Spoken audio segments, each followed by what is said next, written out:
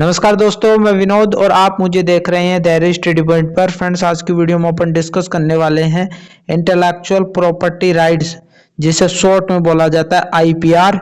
यदि आपने ये स्किल इनहेंसमेंट कोर्स में पेपर लिया है, चाहे आप बीए कर रहे हो, बीएससी कर रहे हो, बीकॉम कर रहे हो, चाहे आपने थर्ड सेमेस्टर, फोर्थ सेमेस्टर यानी सेकंड ईयर के जितने भी स्टूडेंट हैं, जिन्होंने भी ये पेपर लिया है, सेलेक्ट किया है, उनके लिए आज की वीडियो इंपॉर्टेंट होने वाली है। चाहे आप नॉन कॉलेज के स्टूडेंट हो, चाहे रेगुलर कॉलेज के स्टूडेंट हो, दोनों के लिए आज की वीडियो इंपॉर्टेंट होने वाली है। तो आइए वीडियो को स्टार्ट करते हैं। यहाँ पर आपका जो पेपर रहने वाला है, यदि आपने थर्ड सेमेस्टर में लिया हो, फोर्थ सेमेस्टर में लिया हो, यहाँ पर क्रेडिट आप देख रहे हो, 2 क्रेडिट रहने वाले हैं, यानी 25-25 यानी 50 अंकों का आपका पेपर रहने वाला है। ये नॉन कॉलेज के स्टूडेंटों के लिए भी है, नॉन कॉलेज के स्टूडेंट भी ले सकते हैं। आपने फॉर्म भरा होगा तो उसमें लिया होगा इसको। यहाँ पर नीचे चलते हैं, रेगुलर स्टूडेंटों का यहाँ पर 1 घंटे का ये पेपर रहता है। ऊपर आप देख पा रहे हो मैक्सिमम मार्क्स, यानी ये 10 अंक जो आप देख रहे हो, ये 10 अंक आपके मिड टर्म एग्जाम के हो जाते हैं और 40 अंकों का आपका पेपर बनता है रेगुलर स्टूडेंटों का। मिनिमम मार्क्स यानी आपको मिड टर्म एग्जाम में पास होना है तो 4 अंक लाना है, और यदि पेपर में पास होना चाहते हो तो आपके 16 अंक आने अनिवार्य हैं।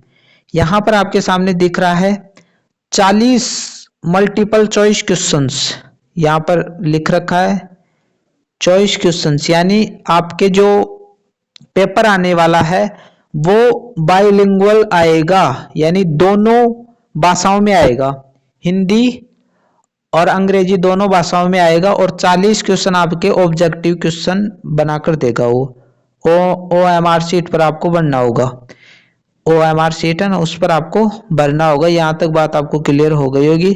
इसके बाद में नॉन कॉलेज, और इसमें इस वीडियो में मैं आपको बुक भी बताने वाला हूँ कि आप कौन सी बुक, क्योंकि राजस्थान यूनिवर्सिटी ने जो बुक बताई है वही मैं बताने वाला हूँ। नॉन कॉलेज के स्टूडेंटों का 1 घंटे का ये पेपर रहने वाला है। मिड टर्म एग्जाम आपके होते नहीं है, तो टोटल 50 अंकों का आपका पेपर रहने वाला है, जिसमें से यदि पास होना चाहते हो आप तो आपको 20 अंक लाने हैं। यहाँ तक बात आपको क्लियर हो गई होगी। यहाँ पर दे रखा है, देखो आपके 50 मल्टीपल चॉइस क्वेश्चन आएंगे, प्रत्येक क्वेश्चन 1 अंक का रहने वाला है। आपके भी बाइलिंगुअल आने वाला है, यानी 2 भाषाओं में पेपर आएगा। यदि आप हिंदी के हो तो हिंदी को देखकर बढ़िया तरीके से आप कर लोगे। यहाँ तक बात आपको क्लियर हो गई होगी। आगे चलते हैं। यदि चैनल पर नए हो तो चैनल को सब्सक्राइब करके रखो, बेल आइकन को दबा के रखो, क्योंकि इस प्रकार की वीडियो मैं यहाँ पर लेकर आता रहता हूँ। तो यहाँ पर आगे बढ़ते हैं अपन। यहाँ पर इसका सिलेबस आप देखोगे तो इंग्लिश में डाल रखा है, लेकिन मैंने हिंदी में ट्रांसलेट इसको कर लिया है। ये पूरा का पूरा पेपर आपके 4 यूनिटों में बटा हुआ है, और चारों यूनिटों से बराबर क्वेश्चन आने वाले हैं। ये तय मान के चलो, प्रत्येक यूनिट से 10 क्वेश्चन आएंगे, किसी से 11 भी हो सकते हैं। तो प्रत्येक क्वेश्चन, प्रत्येक जो यूनिट रहने वाली है उसका समान वेटेज इन्होंने रखा है। जो इंग्लिश मीडियम के स्टूडेंट है वो यहाँ से देखकर बढ़िया तरीके से आप देख लोगे, ठीक है। यहाँ पर स्क्रीनशॉट ले लेना, इसके बाद में आप देख लेना बढ़िया तरीके से। हिंदी मीडियम के जो स्टूडेंट उनको मैं समझा देता हूँ, ठीक है। इंटेलेक्चुअल प्रॉपर्टी राइट्स, बौद्धिक संपदा अधिकार, जिसे आईपीआर बोला जाता है शॉर्ट में। बढ़िया पेपर है ये, कोई दिक्कत लेने वाली बात नहीं है। यूनिट जो फर्स्ट रहने वाली इसको मैंने बढ़िया तरीके से पढ़ाया है, 1 क्लास ली है सिर्फ इसकी, और आप चैनल पर जाकर बढ़िया तरीके से इसको देख सकते हो। प्ले लिस्ट में जाओगे चैनल की तो वहां पर आपको मिल जाएगा। यहाँ पर आपके सामने दिख रहा है बौद्धिक संपदा अधिकार आईपीआर की नींव। पहली इसमें पॉइंट है अधिकारों का अर्थ, यानी बौद्धिक संपदा अधिकार क्या है। इसमें जो अधिकार शब्द है उसका अर्थ आईपीआर में संपत्ति, आईपीआर में बौद्धिकता का अर्थ क्या है। ये जो शब्द दे रखा है इसमें बौद्धिकता का अर्थ क्या है, आईपी की विशेषता क्या है, आईपीआर की परिभाषा, आईपीआर आखिरकार में किसे कहते हैं। आईपीआर द्वारा दिए गए अधिकार, कौन कौन से अधिकार देता है आपको। आईपीआरएस की आवश्यकता, आईपी का अर्थशास्त्र। दूसरी इसमें पॉइंट है आईपी प्रणाली के विकास के पीछे कानूनी आधार और तर्क, कौन कौन से कानून इसके अंतर्गत आते हैं। अंतर्राष्ट्रीय बौद्धिक संपदा व्यवस्था के कानूनी सिद्धांत, इसमें टिप्स के बारे में आपको बताना है। सारी चीजें इस यूनिट में, तो पूरी यूनिट है ना जो एक वीडियो में बढ़िया तरीके से करा रखी है, वहां पर आप जाकर देख लेना। दूसरी यूनिट आपके सामने दिख रही है, बौद्धिक संपदा के प्रकारों का परिचय, यानी बौद्धिक संपदा जो है उसके प्रकार कौन कौन से, ये आएगा इसमें। इसमें अर्थ,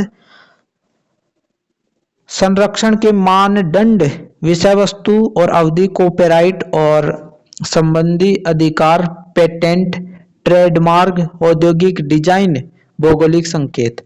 आईपी के अन्य रूप, सेमीकंडक्टर, एकीकृत सर्किट, लेआउट डिजाइन, पौधों की किस्मों का संरक्षण और किसानों के अधिकार, व्यापार रहस्य, पारंपरिक ज्ञान, पारंपरिक सांस्कृतिक अभिव्यक्तियां, ये सारे के सारे आपको पढ़ने पड़ेंगे। तीसरी यूनिट में आप देखोगे आईपी अधिकारों का प्रवर्तन, अपने अधिकारों की रक्षा करना, पेटेंट, डिजाइन, ट्रेडमार्क, महानियंत्रक, आईपी उल्लंघन, आईपी कानून में उपचार की प्रकृति क्या है, चित्र यानी चित्रण और केस स्टडी, ये क्या है, बिल्कुल इजी टॉपिक है, बढ़िया तरीके से समझकर पढ़ोगे तो ज्यादा दिक्कत नहीं आएगी आपको।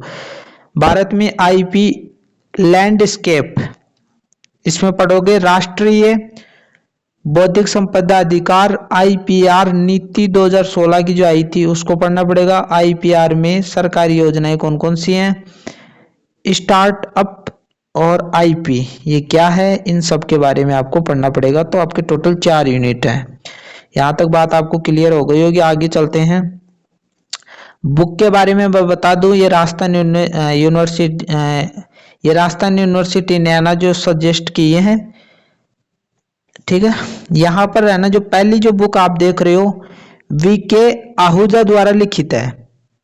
वीके आहूजा ने इससे संबंधित बुक लिखी है, law relating to intellectual property rights India, Lexis Nexis 2017 में लिखी थी। यह बुक आपको कहाँ से मिलेंगी, आप ऑफलाइन खरीदोगे, जैसे मार्केट में जाकर खरीदोगे तो शायद मुश्किल मिले, आप अमेजोन के माध्यम से इसको परचेज कर सकते हो आसानी से। मंजू पाठक द्वारा, यदि ये ऊपर वाली नहीं खरीदना चाहो तो ये खरीद सकते हो जो मंजू पाठक ने लिखी है। An introduction to intellectual property rights, New India Pub Agency, NIPA 2023 द्वारा लिखित है। तो ये 2 बुक राजस्थान यूनिवर्सिटी ने सजेस्ट किए हैं, तो सही की होंगी उन्होंने, ठीक है। तो मैं सारी चीजें मैंने बढ़िया तरीके से बता दी हैं, एक वीडियो इस पर बना रखी है, तो बढ़िया तरीके से आप उसको जाकर देख लोगे। और आप बुक खरीदना चाहते हो तो बुक खरीद लेना, क्योंकि सीरीज आएंगी तो सीरीज में शॉर्ट में चीजें दे रखी होती है, आपके समझ में भी नहीं आता है। मिलते हैं नई वीडियो के साथ। चैनल पर नए हो तो चैनल को सब्सक्राइब करके रखो, बेल आइकन को दबा के रखो, क्योंकि इस प्रकार की वीडियो मैं यहाँ पर लेकर आता रहता हूँ। मिलते हैं नई वीडियो के साथ, तब तक के लिए थैंक यू।